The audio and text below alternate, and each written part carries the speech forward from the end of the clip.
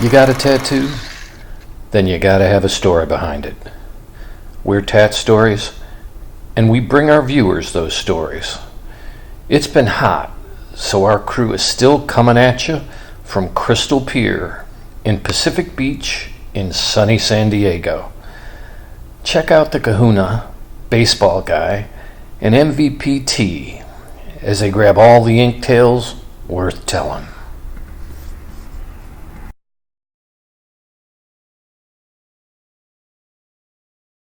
Our first story this week comes from an alt-rock drummer with some great ink from Ink Masters. Our second is a dude with one hell of a take on Memorial Ink. And our third is an endurance athlete and mom who loves her ink.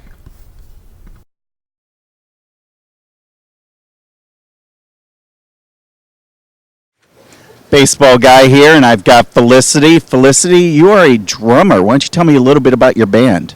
Yeah, my band's Ancient Fears. We're a sludge metal band based out of Los Angeles, and do some drum teching too, produce music on Ableton. But yeah, we're doing some recording right now, but hopefully we'll get down to San Diego soon again. It's awesome having you here, and you have like amazing sleeves on your arms here. Let's take a look here at your left arm here. You've got a lion, you've got a butterfly, there's a fox up there. Why don't you tell us a little bit about the genesis of this sleeve over here? Yeah, so I was telling you before, I was on that show Ink Master when I was a kid, or younger, and I got 4 done at the same time by 4 different artists simultaneously, so that was pretty awesome. A lot of pain though. But I walked out of there with some really amazing ink, and like the lion was one of them. I mean, I have a lot of Leo in my chart, so I'm very much in touch with the feline aspect of me, and just kind of I had my my ex sort of free for all, draw just some designs, and I grew up in an area with a lot of foxes, so it was kind of a big part of my childhood. Got a moth to kind of represent personal growth. This rose is a cover-up. Actually, I got the tattoo right down here. It was like a sun, moon, yin-yang, but it was crappy, so I just covered it up. And then this is an eye with the Empire State Building in it, because I'm from New York originally. Awesome, and you mentioned that you actually know Mike Portnoy, which for me, I'm a big Dream Theater fan, so I mean that gets major props for me. All right, now over on your other arm, you have some amazing color over here in this biomechanical design, and you've got a chameleon at top. What do we got all going on here? Yeah, this is biomechanical, so this is also done on the show. And my ex who did this, actually, he built in, like, he drew in a sprocket and a chain to represent my love for motorcycles, because I ride, and then it's just a lot of kind of artistic colors to fill in. This yin yang was my first tattoo ever. How old were you when you got the yin yang? 16 with an illegal ID. So, I think that's pretty common, I will say that. Yeah, I mean, it is what it is. And then the chameleon, just some hibiscus flowers. The chameleon kind of represents my adaptable personality. Awesome. Well, we appreciate that. And you got some things on your calves here. Yeah, this is done on the show too. One is it's kind of just like a dark morph of 3 different skulls, which I thought was neat. And then that is a peony flower. So when you were doing the show, they paid you and gave you free tattoos? Not paid, but I walked away with like thousands of dollars of free tattoos. So I'm not complaining, and it was top-notch artists. So and before the show, I didn't have like a huge amount of ink. So I left the show with these 4 big pieces, and it was amazing, and then I just kind of kept going from there. But I'm going to get a little bit more done. Not a crazy amount. It's just going to get a little bit here around my stomach again, some more on my thighs, and then I'm actually going to probably black out my back and do some like fractal design over it, because I'm kind of bored of it. And you said right now you've got a few band logos and things like that. So yeah, I mean, I don't regret it, but it's I wish I did something a little bit more like aesthetically pleasing. It's just kind of like a plaque of my favorite metal bands, so I had the jean jacket with the pins back in the day of my favorite metal bands. Yeah, but imagine that it's like permanent on your back, and I was just impulsive. It was, but yeah, it's a timeline of my life, so I can't regret it, right? Absolutely. Well, Felicity, have a great, safe drive and rock on. And I hope to catch your band sometime. It'd be really awesome. So, baseball guy checking out. Awesome. Thank you. Baseball guy here, and I've got Ian. Ian, you're out here on vacation. Where are you coming from? Florida. Yeah, and of course, we all know California is a lot better than Florida, right? It's pretty beautiful out here compared to the swamp that is Florida, but it is the state I call home now, so I have to show some love for it anyway. We do love Florida. I get there quite often. All right, so you got two tattoos here, and we're going to take a look at this one over here that has Spoon on it. Why don't you tell me a little bit about this tattoo and how long you've had it and what it means? So I've had this tattoo for 10 years now. My best friend passed away in 2004. He was in an ATV accident up in the Poconos with his family. His nickname was Spoon. Came from his older brother, Dish. They used to get in trouble together, and that old nursery rhyme is the dish ran away with the spoon. So his name became Spoon by default. But he was actually he was a really great guitar player. So the bottom of the tattoo is the neck of the guitar. The top part where you would see normally like the base of the guitar is a spoon. There's a heart around it. You don't see the end of it because it's never-ending love for him. But it's great to always have him with me. It's a lot going on there, and obviously it took a while. How long do you think it took you to come up with this idea? Well, I'm actually one of 4 people that has this tattoo. His older brother, Dish, has it, and then 2 of our friends from high school have it as well. It was kind of like a joint design type thing. We kind of collaborated with it. I have no artistic capabilities, so I left it up to his brother. He was the one that actually put it all together. All right, and then Ian, you got this other one here, the llama. How long ago did you get this one, and what's this one mean? So I got that one in October. I was in Chicago to see the band Fish. It was my 20th time seeing them, so there's the 20 on the side of the bazooka there. They have a song that's called Llama, and it's centered around a llama that's got bazooka strapped to its chest.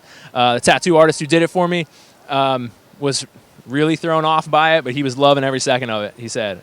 Just designing it, he said he was cracking up the whole time, and he just loved to be able to put it on. So it's really great to have something on me that was out of the box for that tattoo artist, but he enjoyed it all the same.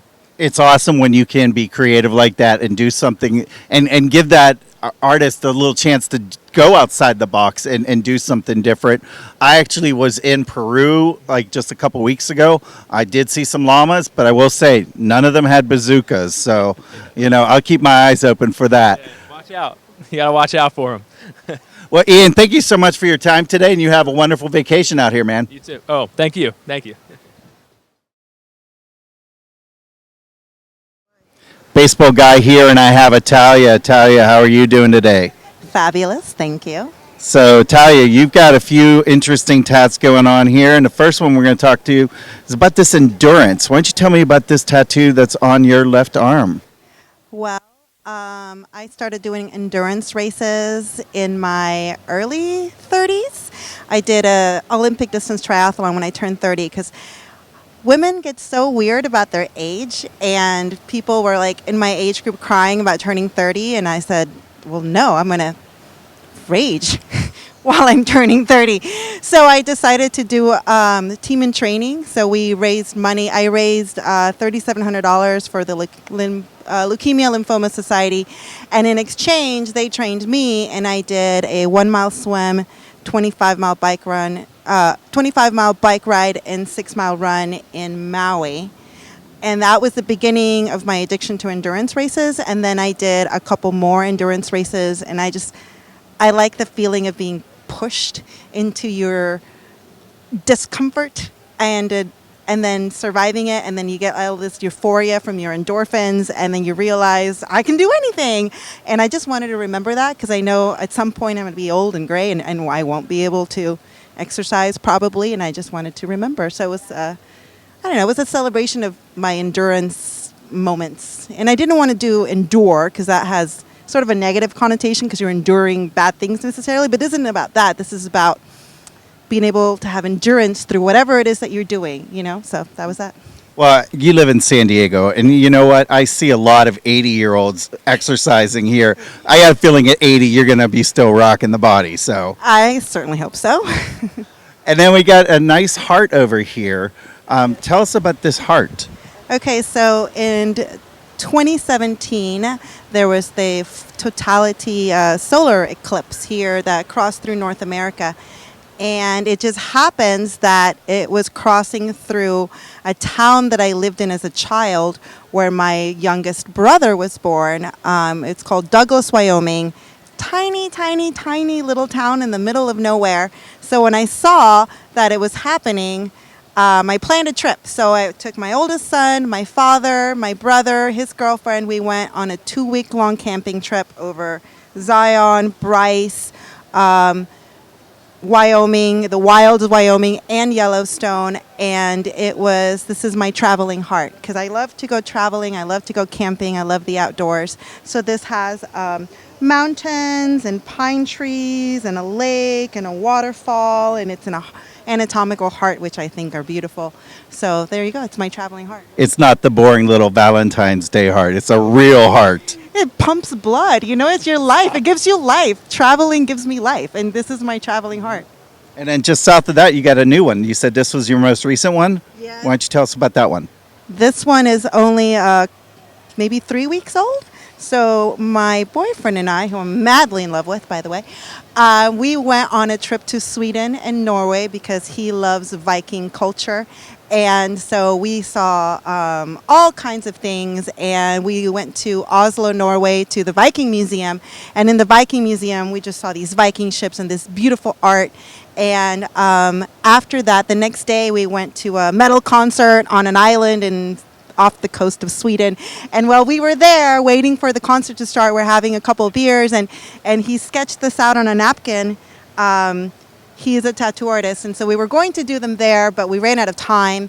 But at least we created the concept there, and then as soon as we got home back to San Diego, he did this in my living room, and then I did his.